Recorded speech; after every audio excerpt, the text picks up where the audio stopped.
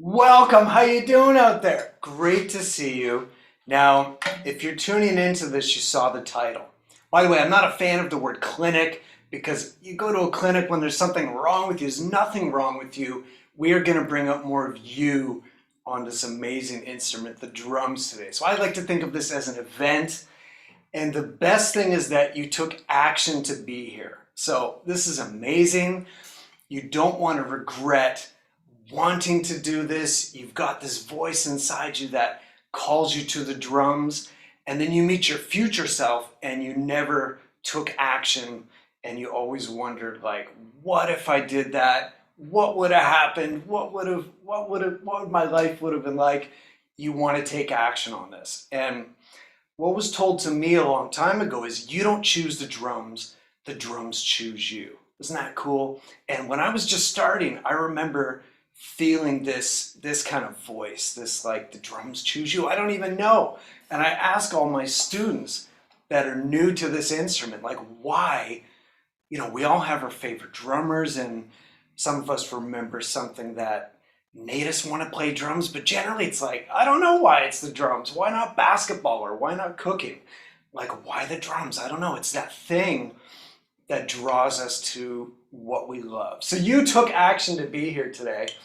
And whether you are completely new to this crazy instrument, like look what I'm in front of, the drums.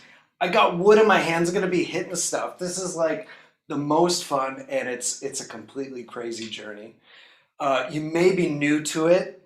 You may be a parent that has someone in your family, maybe a child that you see this call in them and you see they're drawn to it, and you may not know why, but you're wanting to feed and invest in that passion. And you may be a drummer that wants to strengthen your foundation. And I like to think of this as white belt mentality. So think of that as a lifelong pursuit of white belt mentality. And if you think of someone like Steve Smith, fellow ball drummer, he's incredible. He's in his 60s, 60 years young, somewhere in there, and he's like just getting better all the time. And on his YouTube channel, he's posting videos of him practicing and stuff, and during the challenges that we faced in the last year, he is getting better. So that's what this lesson is going to be on, this event. And it is an event because you're taking action. You are listening to this call, and we're going to have fun. Yes, it's a challenge. This instrument is massively challenging. And I've been playing the drums for over 3 decades. And I can remember just, man, the challenges never stops. And even today, the challenges just never stop coming at you, but you got to always get back up. There's an ancient proverb that says, get knocked down 7 times, get up 8 times. And that's what this instrument is. But it's fun. The joy that it brings, and the reward and the fulfillment that this instrument brings is unlike anything I've ever seen. And I've been watching this in students for decades. And it's a powerful force. And in today's world, there is outbreaks of anxiety, depression, isolation. And this is when you try to take it on all yourself. You're isolated, and it can bring along a lot of feelings of anxiety and fear. And this is really an epidemic in the world right now. And we're going to fix this with drumming, or at least a part of it, because drumming really makes us, it's an amazing pursuit. It feels good, it's joyful, and it brings us together. We are powerful together and stronger as a community. And there's nothing like the community of drummers. It's fantastic. So let's get into it. We're gonna do this. So whether you're a parent, you want to inspire your kids, whether you're a brand new drummer and you've always wanted to do this, or you're a drummer that wants to strengthen your foundation, something's going to be here for you. And I'm learning with you. I am a student on this path too.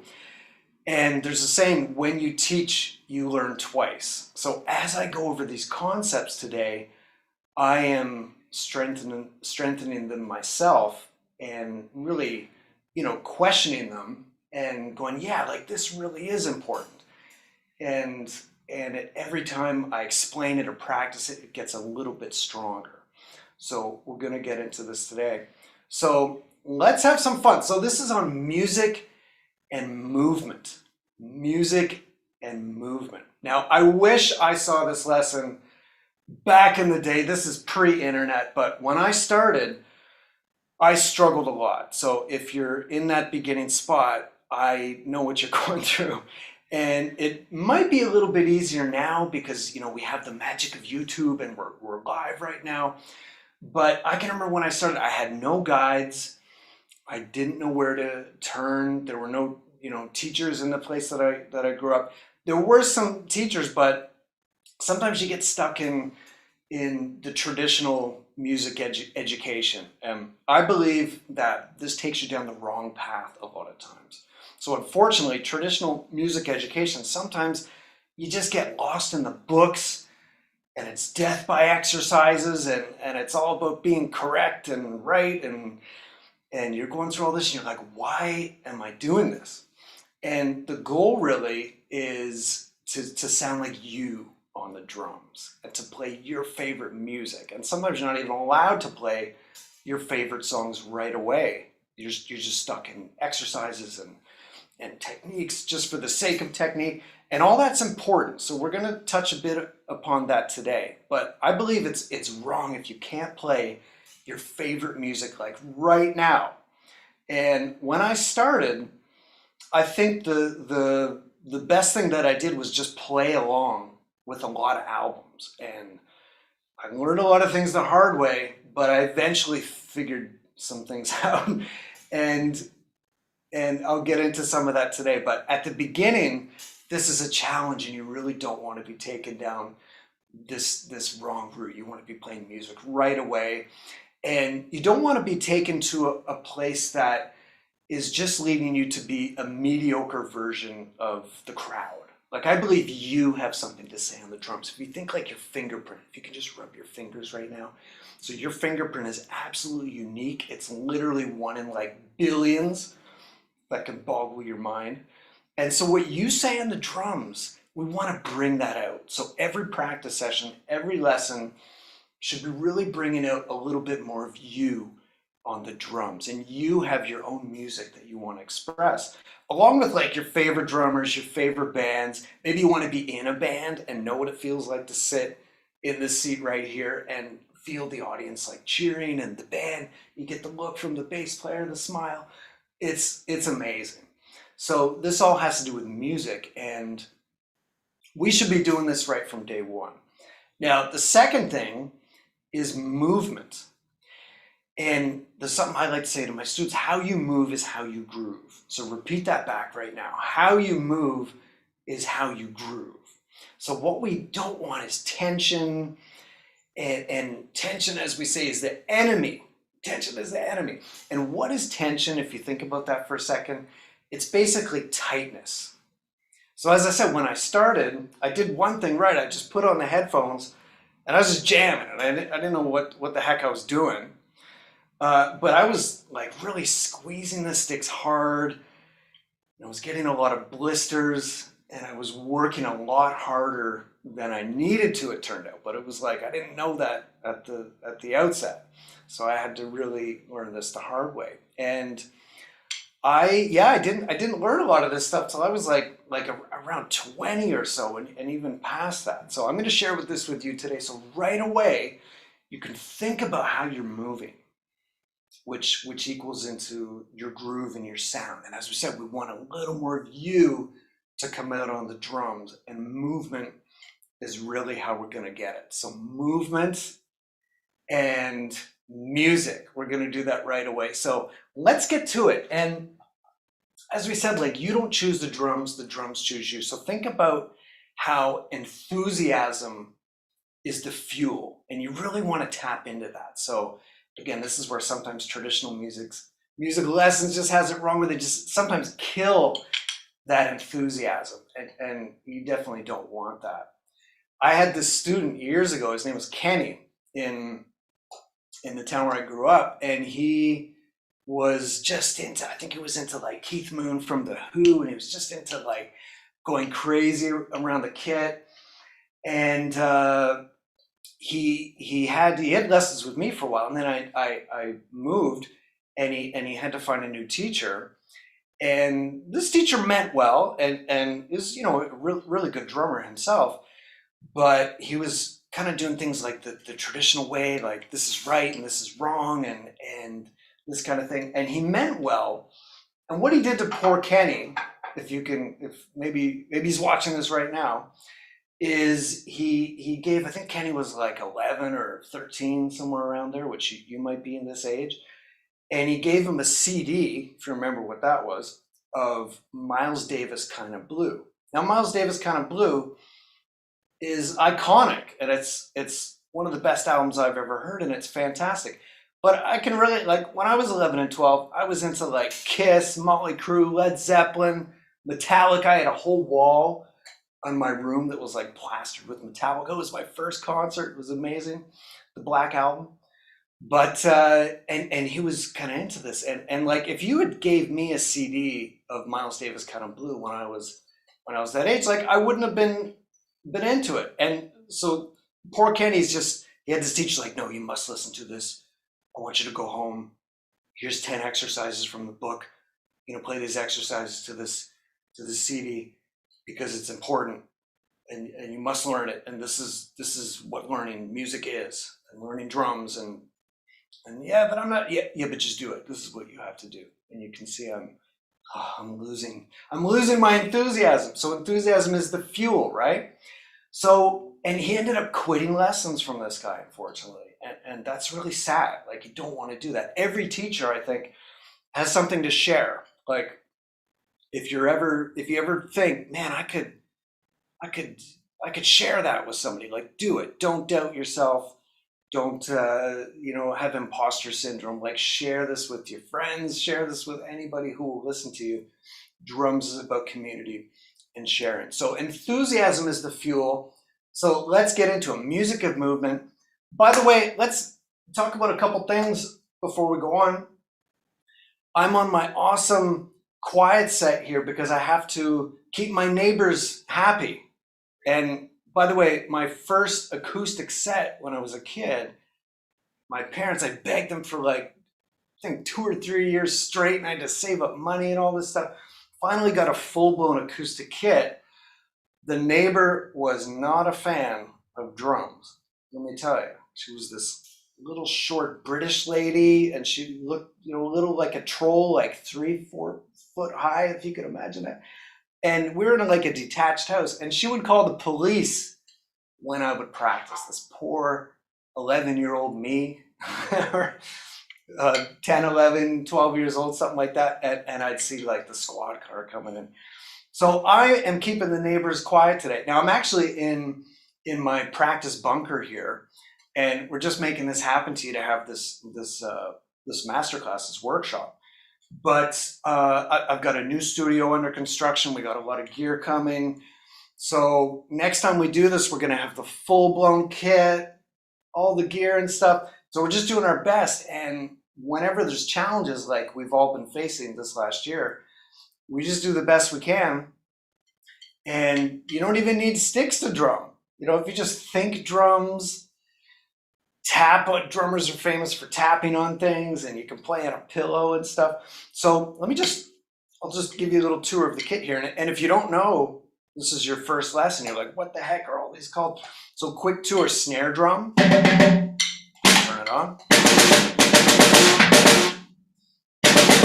Love that drum. So snare drum, tom-toms. I only have 2. I'm not like Neil Peart with like 100 around me, but I like to have lots of toms, but sometimes 2 is good. And bass drum. So with my foot, hi-hat, cymbals, crash cymbals, ride cymbal. And these are Sabian quiet tone cymbals. And they're actually not that quiet, but they're beautiful instruments. Like, these are legit cymbals. So here's my ride. Crash cymbals. Hi-hat.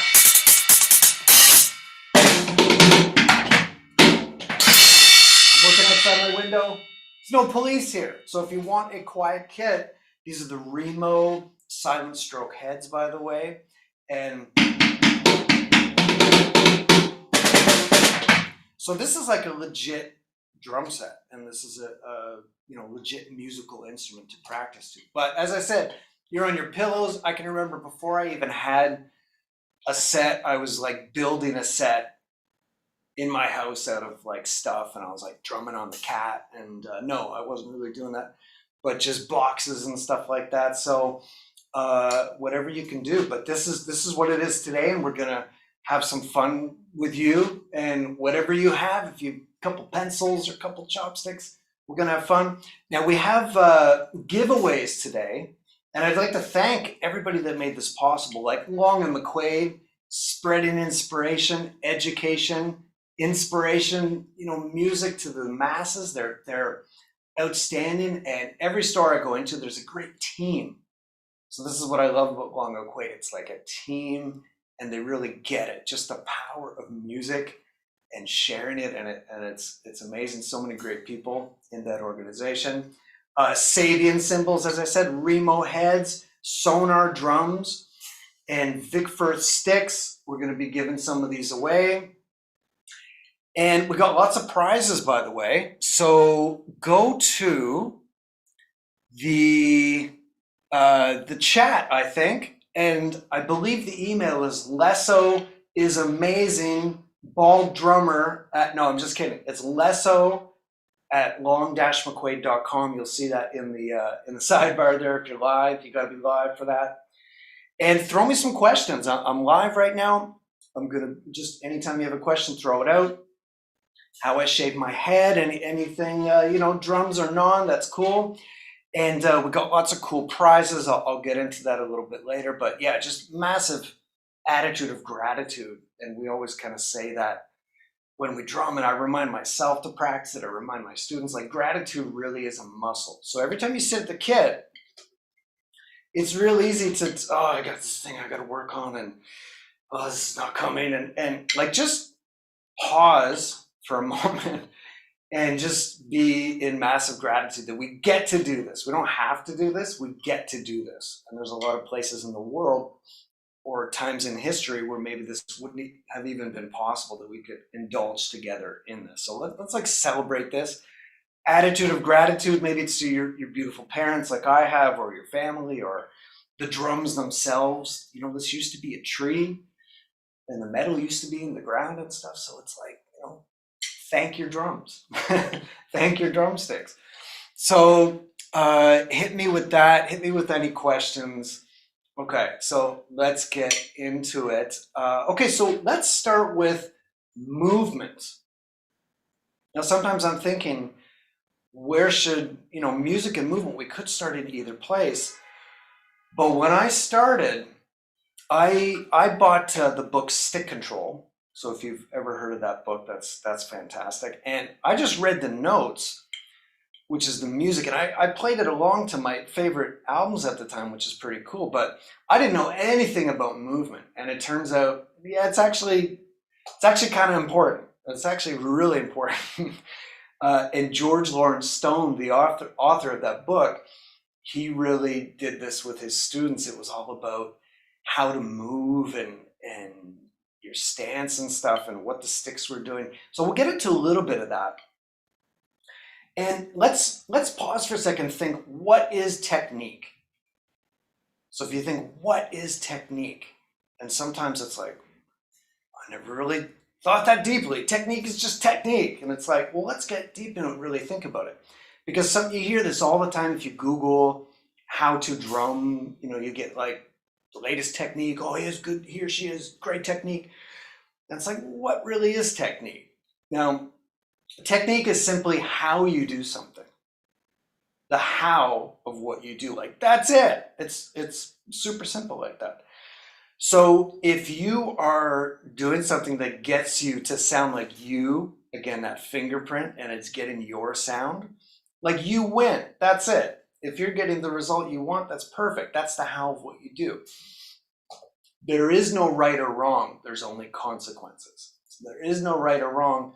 there's only consequences. And that's very freeing to me. Because I'm like, oh man, if I want to hold the sticks like this and somehow that works, perfect technique. So it's just the how of what you do. And a lot of drummers, unfortunately, like pursue technique for technique's sake. And it's like, what's the freaking point of that? You want it to get you to an end. So, okay, so it's the how of what you do. And I like to start with stance as soon as you sit at the seat. And whether you're in a chair or something, we're gonna like just get your stance right first. And we'll kind of start with that. And technique, as you go through it, like remember, you can study this stuff for years and get really technical. Like I just had my lesson.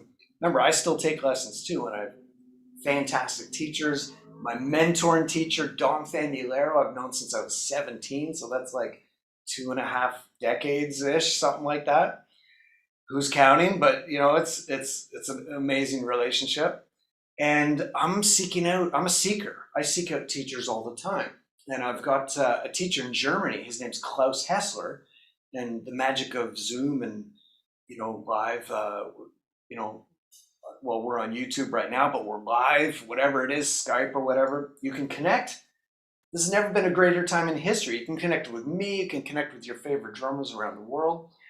And I was just on a lesson with him, and we're talking about degrees of technique, like where the index finger should be and you're feeling, and then different exercises and stuff. So it never really ends. And this is a danger when you start of like going too deep into technique. So when I have students, and sometimes with myself, I just want to plant a seed. And that's what we're going to do today, just so we get the awareness kind of opens up. And there's a concept where it's something like when the mind expands to new levels, it never goes back to its original, the way it originally was. So I'm going to make you aware of some new concepts today, and probably you'll never maybe see the drums or hold your sticks in like the same way again. And that's a very positive thing. It's like once you're aware of something, you can't be unaware of it, which is pretty cool. So I'm going to hopefully save you a lot of time and and pain like I had at the beginning, and you'll just be aware of stuff. And that's enough when you're starting, because I've had a lot of young students and any age that you start, and we just want to plant those right seeds. So the first thing is stance.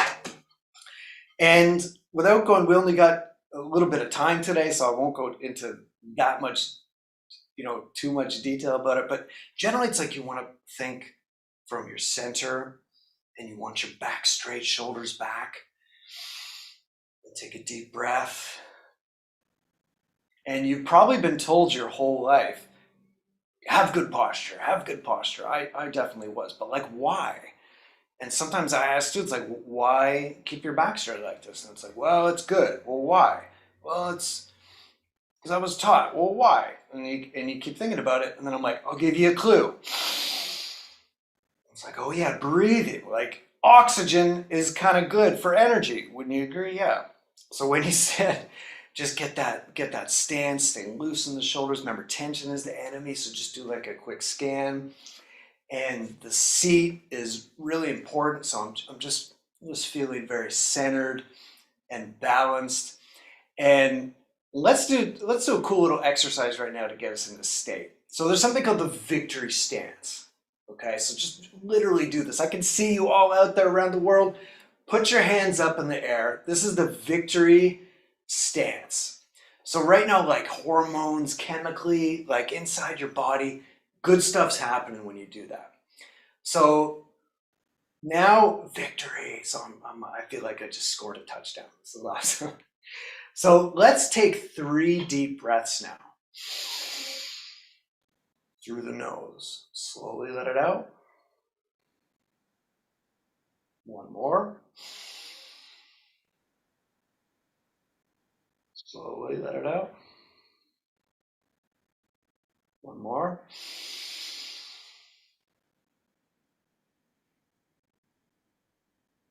Perfect. So that's centered. I don't know about you. I feel calm and centered. I feel like, all right, let's freaking do this, right? So get your stance. A lot of people I've seen them just rush in, grab sticks, and start going, and they're worried and frustrated. So you don't want to do that. Attitude of gratitude, get your stance together. Excellent. So let's talk about movement. I'll play. So I got some clips here. I'm gonna play a few clips just to demonstrate some of this stuff. And this would be awesome if it was 3 or 4 hours, but we only got a bit of time, so I'll go over this as quick as I can. And if you have any questions, hit me with those. Now, one thing to always keep in mind is when you move, you want to stay as loose as you can and just keep focused on the right things, because it's really easy to get overwhelmed. And we really want to focus on less things. So I call these the 2 pillars of technique. Let's start with that, the 2 pillars of technique. Now, what is a pillar? A pillar is like the foundation that holds up a structure, right? So if you think of like the 2 pillars of technique. So we'll get into this a little bit, because now we're sat, now we're in front of this instrument. Okay, so what now? So the first pillar of technique is this thing called the free stroke. Okay, the free stroke.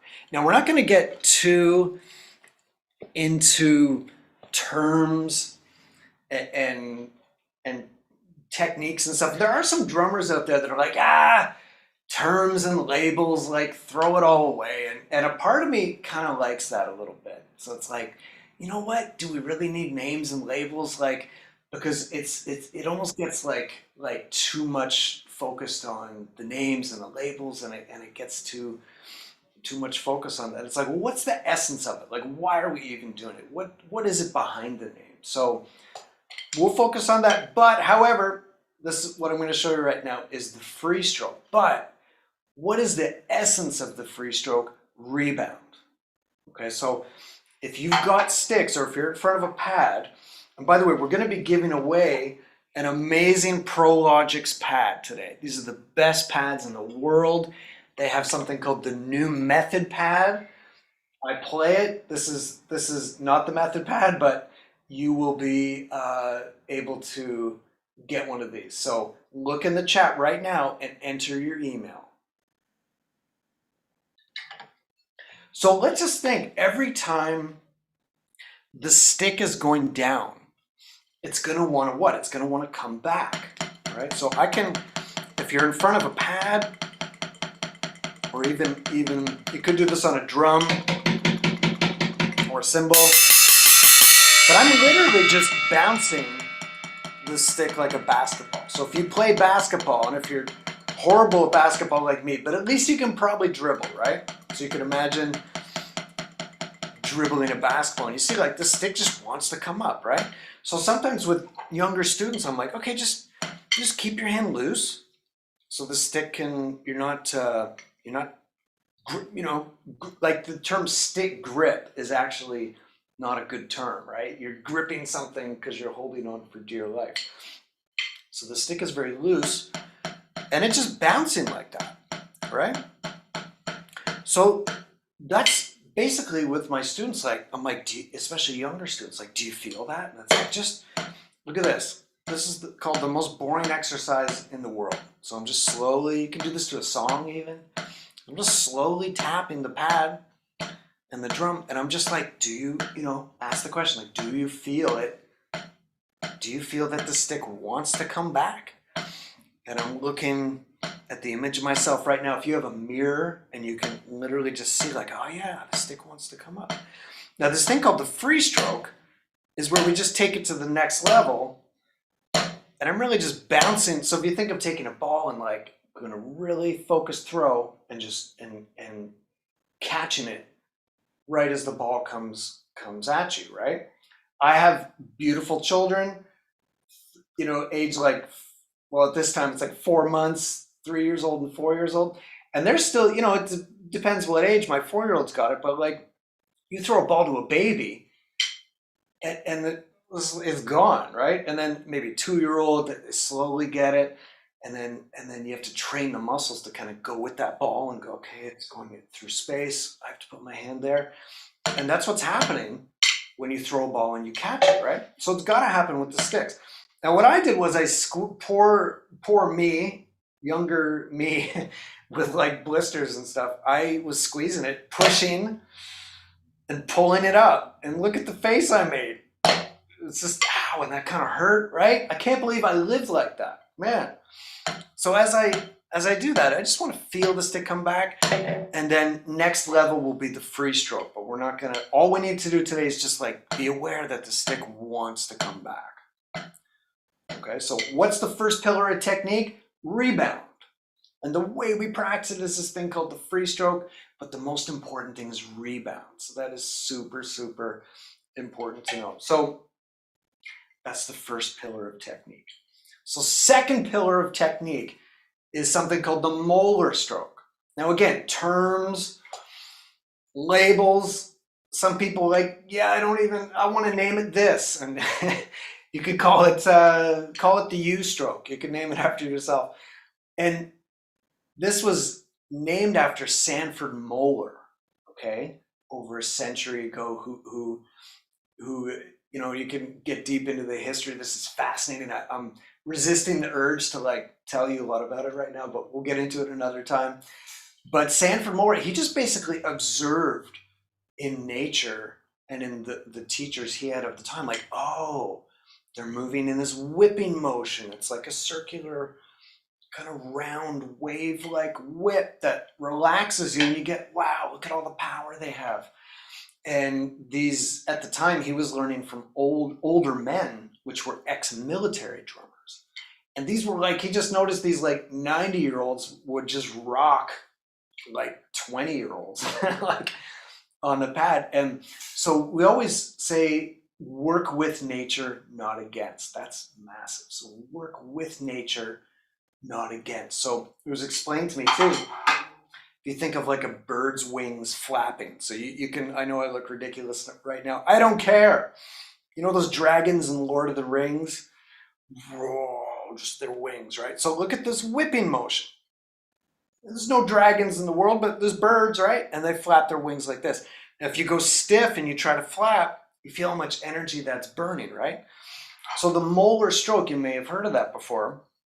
Like if you're Googling like how to drum, well, all this stuff will come up. You're like, what is that? It seems mysterious, and like, it's not. It's just this motion here. So it's technically like a whip, and I could go fast, and you'll see it will bounce your pad right off. I could go kind of slow like that, kind of light. But the point is just to think wavy, and that's all the seed that we're going to plant today. And what is the key takeaway? It's momentum. Isn't that cool? And I had to really think about this, because I remember learning the molar stroke, because it's an important thing to go over. But I was like, well, wait, like what's happening?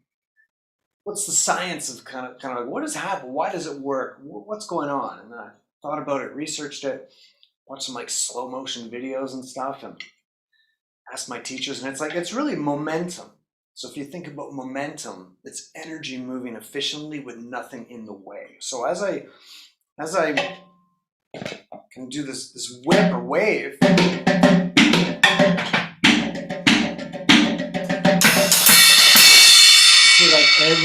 this is a big instrument, by the way, in case you didn't notice. Like, this is the illusion of the practice pad. You know, you may get this amazing ProLogix pad, but you're still just doing this, right? Now, actually, ProLogix does make a kit out of practice pad. So there you're getting a little closer to matching like what this instrument really is, because it's huge, man. This isn't the ukulele, right? This is like a huge instrument. So as I play, and I'll play a little clip so you can kind of see this.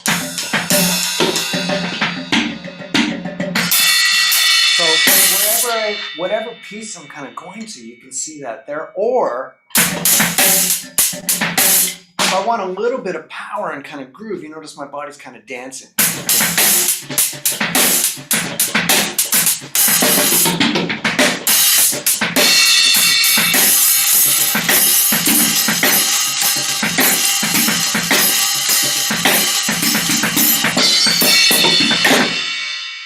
that? So movement, and it's really those two pillars. So what are they? Repeat after me. Rebound and momentum. Rebound and momentum. And by the way, I know you're getting overloaded today. I'm just going crazy at you with all kinds of information. If you want a free video course on this and a PDF like mini ebook that I've been working on for a long time, and it's all the awesome stuff I've learned from decades of boots on the ground and the great teachers I've had, I want to share it with you. So just go to chrislasso.com and you'll get a free video lesson and a free PDF booklet of music and movement, and all the stuff I'm talking about is there encapsulated for you for free. I want to give that to you. Okay, so that's chrislasso.com. It's there for you. We're going to cover all kinds of stuff today. Now, let me play a little clip, and then I'll show you another clip of one of my favorite drummers. So watch how I'm kind of moving in this clip. And this is just a short clip from my band Modus Factor. Okay, and this is an album called The Picasso Zone, and it's on Browntosaurus Records. And Ian D'Souza is on bass, he's from Toronto, and Brown Man is on trumpet, also from Toronto. And these guys are, so look them up if you can ever see them doing different projects and what they do. Like they're unbelievable musicians, and I feel like I'm the worst in the band when I play with them because they kick my butt and they make me really be the best I can be. So this is a short clip from one of those songs called Brownie in Motion.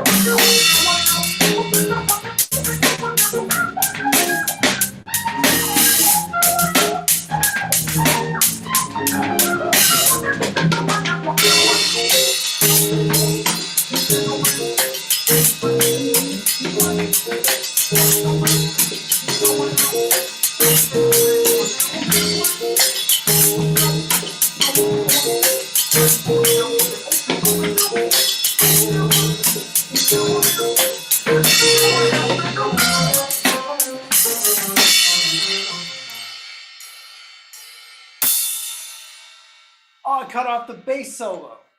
All the bass players out there are disappointed. But anyway, so listen to the entire song if you want to check that out. That's Brownie in Motion by my band Modus Factor. But we got a lot to cover, so let's get into it. We got a couple questions actually. Let me look at that. And one thing I'll just address first, because there's probably some questions here about it, is I'm playing something called open-handed. And I'll play another clip for you that's going to get deeper into this, but this is really important, especially when you're starting out. If you could just get in that position, that kind of stance, and feel that. So right here. And I started out playing cross just because I was told to. So it was like, just do this because everybody else does it. And again, sometimes traditional lessons, they mean well, but it's just like, okay, just do this, be like everybody else, just because it's always been done. And that's how I started. And I got into some challenging habits because look what I'm doing. It's way over here. And I've got this barrier. And of course, the drummers we love, I'm not knocking playing cross. I'm not saying it's wrong. Dave Grohl, John Bonham, Chad Smith, all our favorite drummers. 99% of them play cross. It's incredible, but is the instrument evolving? Is there a way that can bring out more of you on the drums? And I believe there is. So in my mid-20s, I was inspired to take the plunge and play what's called open-handed. And two things came out of it. My weaker side improved, and I came up with different ideas. I was a little more creative because I just had to be. So I challenge people.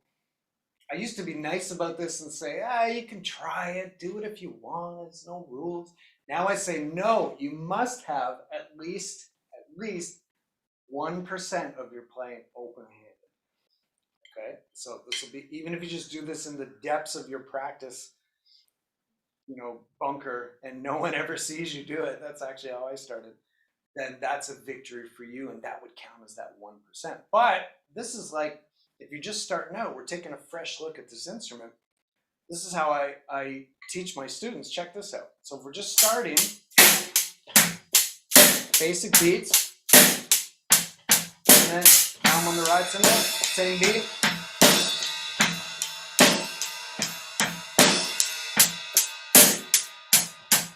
Now at first, you burn a little more calories because you're like, okay, I've got to do this on the right side, and I also have to do it on the left side. This happens at first. And when I started teaching this way, I was like, man, am I screwing up my students? Like, man, I'm giving them, it's like driving a car in England on the left side or whatever side, and then in like North America, you're on the other side, and it's like messing you up. But we underestimate ourselves and our potential and the magic of adapting in the human brain, right? So what happens is it doesn't take long. It's like you get used to both sides really quickly. Now the magic happens of if you want to cross, you can. Because if I can do this, and I can do this, couldn't I just do this? Or couldn't I just do this? Yes, I could. So I've got students, it's like fantastic, where I've taught them, from day one.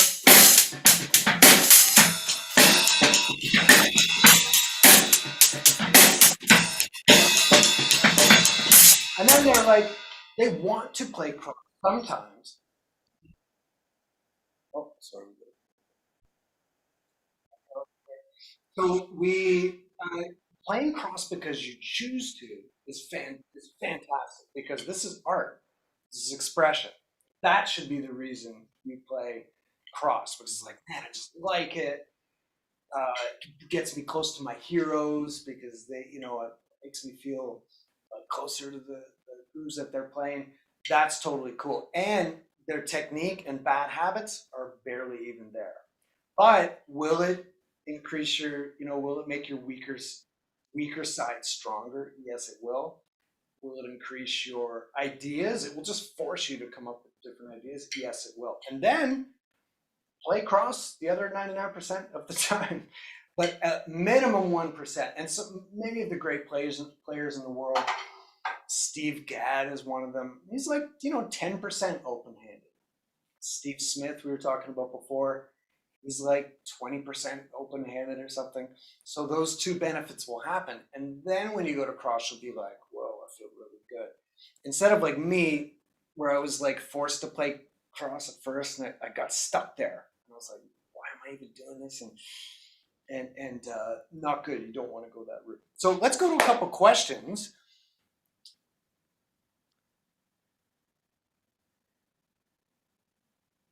Yeah, good call. Okay, so yeah, thank you, Sarah. And Soundsmith 6. I want to answer all your questions at once. Oh man, these are awesome. Wow, guys. Okay, they're amazing questions here. So sometimes I have the technique of giving long answers to less questions. I'm going to do the opposite right now. I'm going to go shorter answers for less questions. So we'll get to the community here. So this is awesome. So Sarah, Yeah, is there any reason why I flipped the stick around? Okay, so remember, what are the two rules of drumming? Number one, there are no rules. Number two, follow rule one, right? This is art. This is amazing. This is freedom. That's such a cool thing. So if anybody ever says like correct to you, and this is where traditional lessons again, like this is the right way, this is the correct way. Like, no, forget it. Get out of there.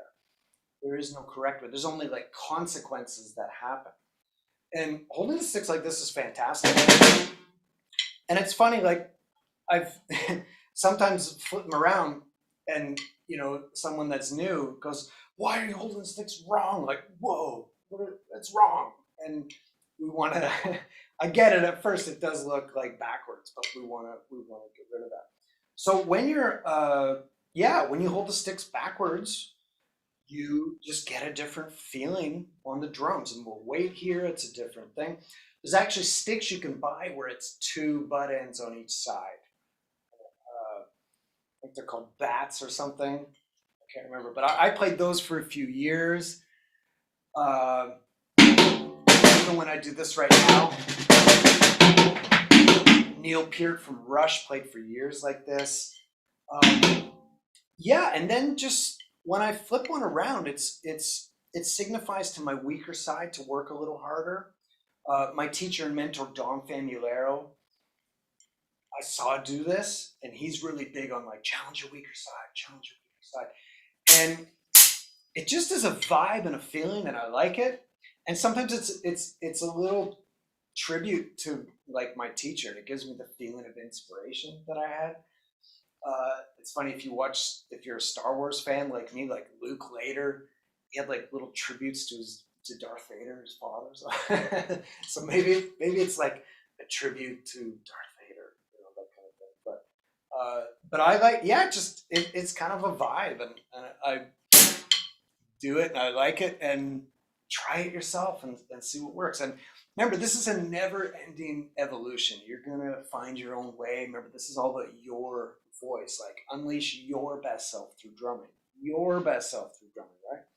So experiment and find your way. But remember, there's no right or wrong. You can you can just try different ways, right? That's pretty cool. Okay, so Soundsmith 6, yeah, I'm sitting high. Remember, technique, you want to work with nature, not against, right? So make that a lifelong study. Like my beautiful wife Nancy, she's doing such an amazing job teaching our kids through nature, and it's really inspiring me. I'm like, oh man, like, that's such a good idea, right? Like bringing kids into the forest and teaching them through like, the magic that's all around us and seeds and stuff. It's amazing. So that's what we want to do as adults and drummers, right? Like, so what I'm getting at here is if your knees are below your hips, anywhere in here, you're working with nature. You're not fighting gravity. And if you fight gravity, I'm sorry, you will lose. I remember when I was a kid and my mom's like, do your zipper up when it was winter time. I'm from Canada, right? It's freaking cold here. And I was like, no, I'm gonna rebel and not do my zipper up. Not a very smart thing to do when you're like 13, right? And who lost? Me. I froze and was like, oh man, because you will lose against nature every time, right? So you will lose against gravity. What's going to be the cost? Your lower back right here. So if you don't want to break that angle right there. So it's less of a trend now, but back in the day, like in the 80s, I guess, 70s and 80s, a lot of drummers sat really low and all their stuff was high. So if you can imagine me sitting low where my knees are higher than my hips, all the gravity's going to my lower back, and you got certain drummers are like, oh man, I'm 60 years young, 70 years young, and I'm like, oh, I'm starting to lose my lower back, and some people have to get surgery and stuff, and you don't want to go that route. The beautiful thing with technique and like working with nature is like you'll be drumming till you're 110 years young and beyond. And I'm not kidding. Like this is literally the fountain of youth. It's amazing, right? I'm actually 89. I don't know if you knew that. I might be kidding about that, but still, it's true. So that's why I'm kind of sitting high. Uh, let's see. Yeah, influential drummers. I like to, I'll try to answer it in a different way. Like, always take inspiration from every everywhere and everybody. And really, it's like you don't want to be a clone of your influential drummers. You want to, like, when someone inspires you, you're actually seeing a piece of you that wants to come out. Isn't that cool? So I love Stuart Copeland from the Police. I like Carter Beauford from Dave Matthews Band. I love Tony Williams. I like Miles Davis, and he did a ton of his own stuff. I love John Bonham from Led Zeppelin. I love Lars Ulrich from Metallica. Now, all those five players, like, I can see a piece of me in them. And I didn't know that at first. It's like, oh, they're awesome. I love them. But it's like, actually, what you like specific things about each of your players, and that's a part of you. Isn't that cool? So if you blend them all and you work on that, your voice will come out over time. But so you don't want to be like all about just one or two drummers. Really get it from everywhere. So I see, you guys and my younger students, and could be any age really, and I learned something from everybody. I did uh, a seniors drum circle for them, and they're hitting drums for the first time. Some of them are like in wheelchairs and stuff, and you get that feeling of drumming and community. And like they're teaching me a thing or two, right? It's really really deep and really cool. So you can learn from everybody. Okay, so let's yeah, good question here. So Spike is asking, should I suggest a practice pad? Yes, absolutely. So practice pad is like the laboratory. You could think of it like a boxer, uh, the sparring pads or the punching bags. Was it the speed bag, right? Working on getting the reps, reinforcing good technique. Now you mentioned the rudiments. This is what I teach is like movement. So let's say a paradiddle. I don't know if you know a paradiddle, but that goes right, left, right, right, left, right, left, left. Paradiddle, paradiddle. So you try that. Paradiddle. Excellent. I can see you all out there. So that's a rudiment, and you could practice that all day on a pad, but it's like how you move is what's going to be important. When I was a kid, I just kind of squeezed the sticks, read it in a book, and I just kept practicing. I'm like, yeah, I'm getting a better drummer. I'm becoming a better drummer. And I did so many things wrong. I was ignoring my stance, ignoring, how the feet were, ignoring the musicality of it. Now when I play a paradiddle, remember the two pillars of technique: rebound and momentum. So, is this the only way to play a paradiddle? No, but it's a good way. You see how so it's how you play the rudiment that's massively important. Now when I move around the kit,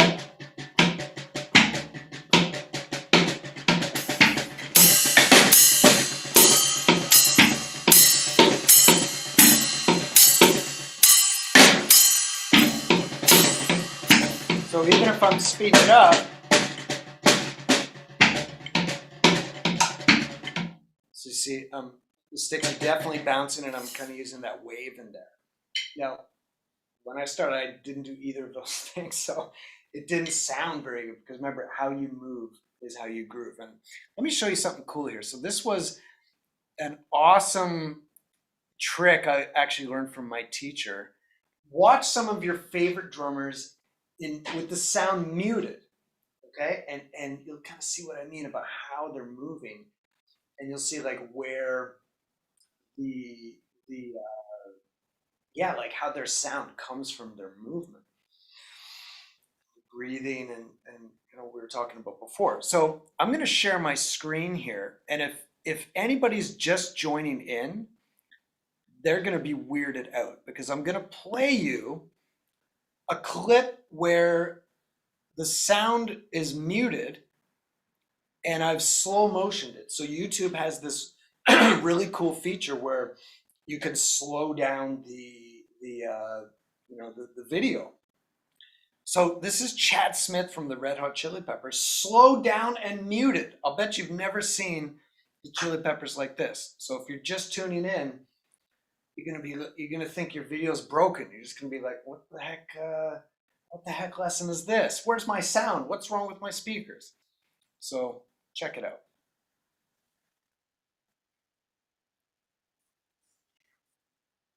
So look how loose he is in the shoulders.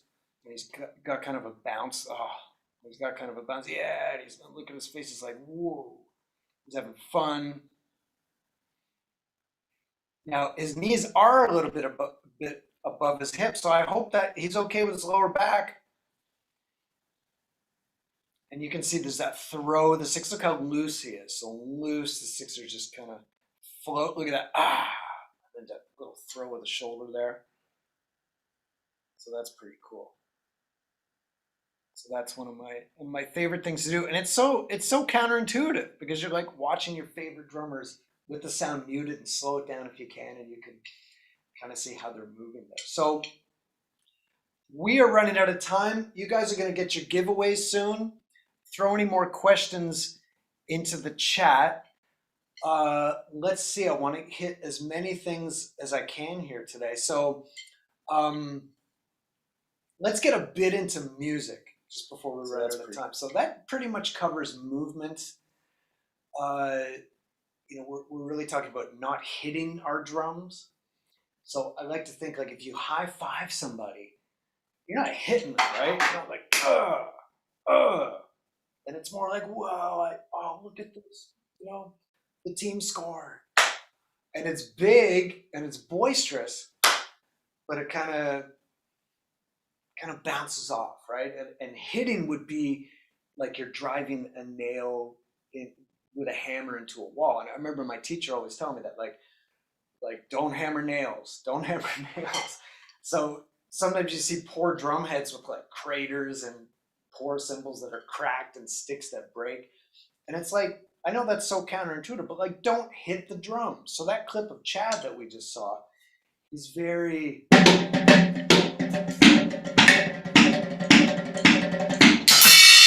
just floating. Everything is floating. And again, those two pillars are in action, just like the way you'd high five somebody. Like if you're around someone right now, high five them and feel how good that feels, right? That's fantastic. So music, I guess we need another hour to cover music, but we'll get into that. Any questions, you guys let me know. Oh, Fernando, amazing question. So what's the first groove to learn? That's what you've been waiting, Fernando. Now is the answer to that question. So I like to call these the go-round grooves. Okay, the go-round grooves. And this really came from, I remember I was in an airport in Toronto and I was flying to Germany and I heard the same song in the Toronto airport, and then when we landed, like 7 hours later, thereabouts, was 7-8 hours later, the same song was playing. I was like, wow! And I was thinking about the beats. Like these are the beats that are like global, and it's these same grooves you're gonna hear in like hundreds and hundreds of songs. Are they the only beats you can play? Of course not. Rhythm is infinite. And you may not even be a fan of these beats, but they literally make the world go round. So if you think of like Michael Jackson, Queen, the Beatles, Red Hot Chili Peppers, 21 Pilots, like these incredible bands that are global, like any corner of the earth is going to be rocking to this music. Like I just felt in that airport. These are kind of the same pattern. So it's basically four. And I want you to sing them right now. And this is where, like, when it's death by exercises and you're kind of getting hit by books and, I have to memorize like 72 patterns. I think that's all wrong. It's like, why not just get really good at 4, and then you can mix and match those 4, add variations, all kinds of stuff, and just have infinite control with those 4. So I want you to sing them right now, and then I'll play them to a song, and then we'll get you your giveaways. And you survived your first lesson. This is so cool. So sing them after me. So the first one, doom, ta, doom, ta, doom, ta, doom, ta. And we can add the hi-hat later. And if you know the song like Billie Jean by Michael Jackson, so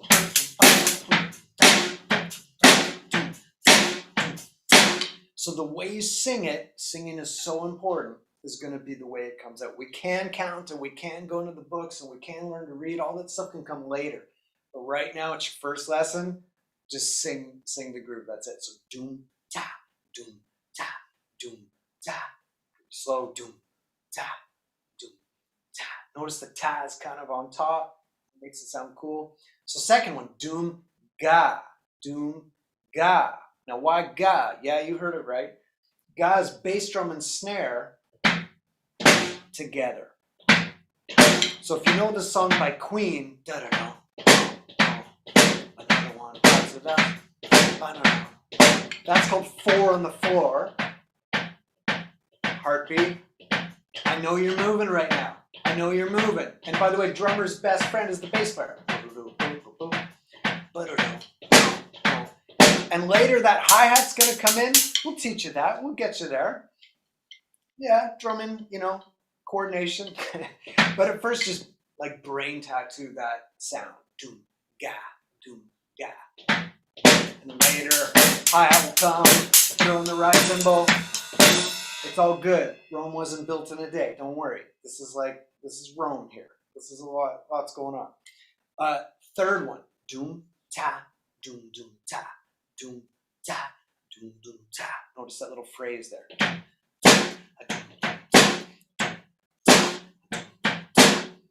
The last one, the phrase kind of goes backwards. Doom, ta, doom, doom, ta, doom, ta, doom, doom, ta. We'll go a little slower.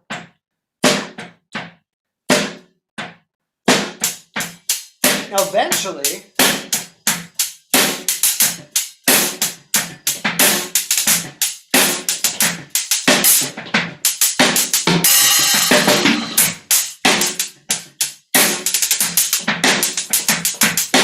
you'll add all these little details that makes it come alive and makes it you. But you can't do that without having that core rhythm in your heart and soul. And that's like doom, tap, well, whatever one of the 4. So watch this video again. And remember, this is all in the guide in the book I have for you. So we'll get to that. And really just want to repeat them all the time. And you'll start to notice them in your songs. And once you have that awareness, like they'll start coming up everywhere. It's really, really cool. And then you can mix and match them just like Legos. When you hold Legos in your hand, it's the same Legos, but you're like, oh, I could do this. And you're using your creativity and your imagination. That's the key. Instead of like, I'm going to play pattern 19 and you're just like a robot. No, you're not a robot. You have something to say on the drums, right? So we're talking about Chili Peppers. I'm going to jam with Flea right now. Check this out. This is, we'll see if you know what song it is. And I'm just going to play the 4 grooves. So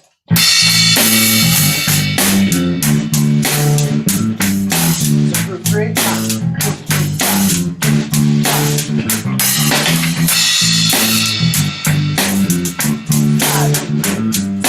Notice I can sing it too.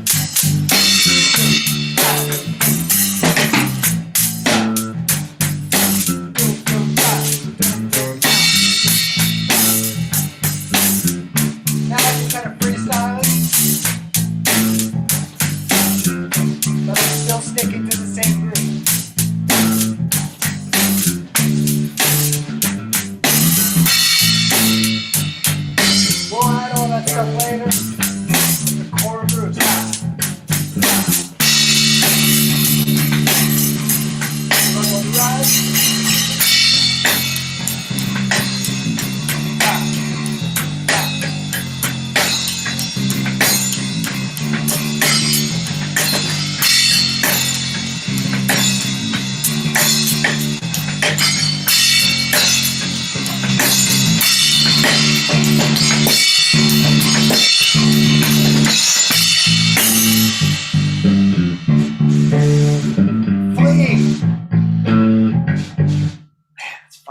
with Flea.